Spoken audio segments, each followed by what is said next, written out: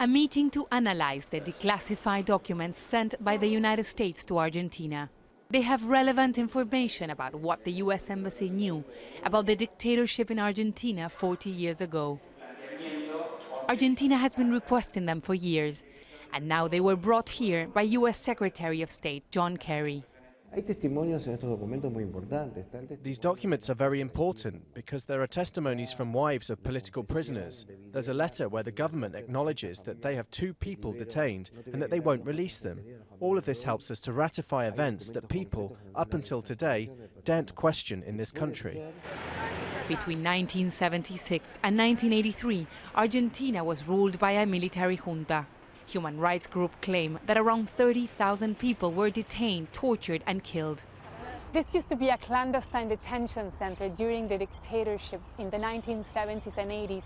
Thousands of people were detained and tortured here. Many of them were disappeared.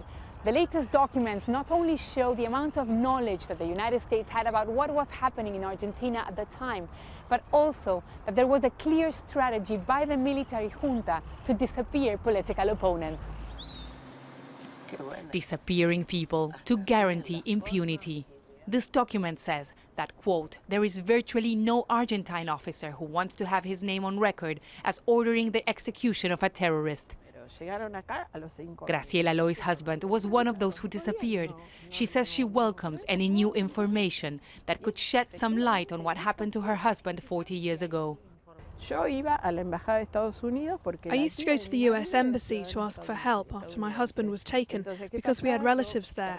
But what we would like to see is what the CIA was reporting. We hope that the data revealed by intelligence agencies will be valuable.